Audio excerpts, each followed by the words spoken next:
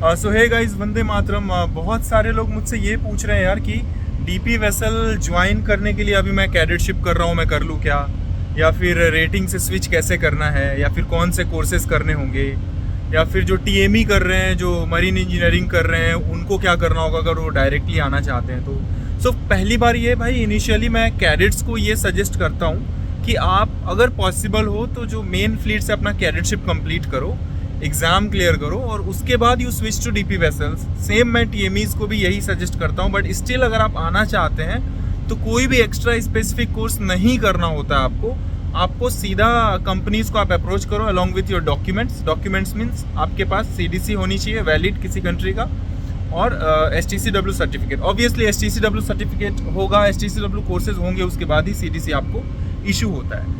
So initially आपको ये बहुत ध्यान रखना है, क्योंकि आप जब करियर में एंटर करते हो तो बहुत कुछ आपको ध्यान रखना होता है। सो अगर आप मेन फ्लीट के बाद यहाँ स्विच करते हो तो बहुत सारी चीज़ें आपको डिफरेंट तरह से समझ आती हैं। आप जब सीधा यहाँ आओगे तो एक तो माइंड में हमेशा ये बना रहता है, जब भी कोई बड़ा सा टैंकर या कंटेनर आपके साइड से क्रॉस करेगा ना, आपके मन में ये आता रहेगा यार क्या लाइफ होगी वहाँ, और वहाँ का वर्क कल्चर, वर्क पैटर्न भी काफ़ी डिफरेंट है यहाँ से।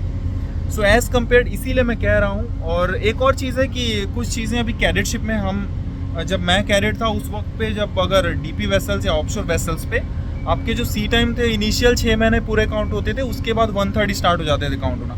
आई डोंट नो अभी क्या सिचुएशन है, लेकिन आपको अगर आप आना चाहते हो एक बार MMD से ज़रूर कन्फर्म कर लेना कि अभी 1/3 तो काउंट नहीं हो रहा है ना, शायद अभी नहीं काउंट हो रहा है, but I am not sure. आप एक बार ज़रूर कंफर्म कर लेना।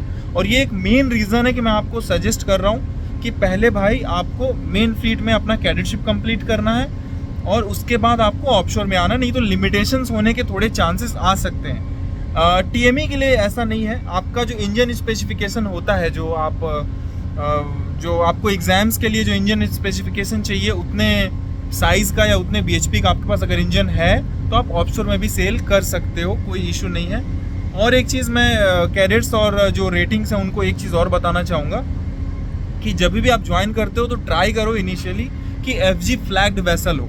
FG फ्लैग्ड वेसल होना इज़ वेरी इंपॉर्टेंट। उसके बाद क्या होता है, अगर इंडियन फ्लैग्ड वेसल है ना तो आगे चल के NCV वगैरह का सीन बनता है। FG फ्लैग्ड वेसल है तो आगे चल के आपको FG COC मिलेगा, भले वो लिमिटेशंस के साथ क्यों ना मिले।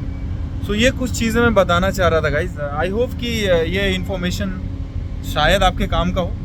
बट एनीवेज, अगर कुछ भी आपको डिटेल चाहिए और भी बाकी चीज़ें, तो इंस्टा पे मैं थोड़ा सा एक्टिव रहता हूँ नाउअडेज, क्योंकि यार यूट्यूब के कमेंट बॉक्स में ना डिटेल में कुछ बताना पॉसिबल नहीं हो पाता है। हमेशा मैं व्हाट्सएप नंबर शेयर नहीं कर सकता हूँ लोगों को। और इंस्टाग्राम पे क्या है कि अगर कुछ लंबा मैसेज होगा, कुछ बड़ा चीज़ बताना होगा ना, तो मैं रिकॉर्ड करके सेंड कर देता हूँ। सो प्लीज़, अगर आपको कोई भी कंसर्न हो तो मैं डिस्क्रिप्शन में इंस्टाग्राम का लिंक डाल दूंगा, आप वहाँ मुझे कॉन्टैक्ट करो। डेफिनेटली यार हो सकता है लेट होगा, बट मैं आपको बताऊंगा ज़रूर कि उसका सॉल्यूशन क्या है, अगर मुझे पता होगा तो। नहीं तो उसका अल्टरनेटिव डेफिनेटली कुछ बोल दूंगा आपको। So thank you so much. Vande Mataram again, see you.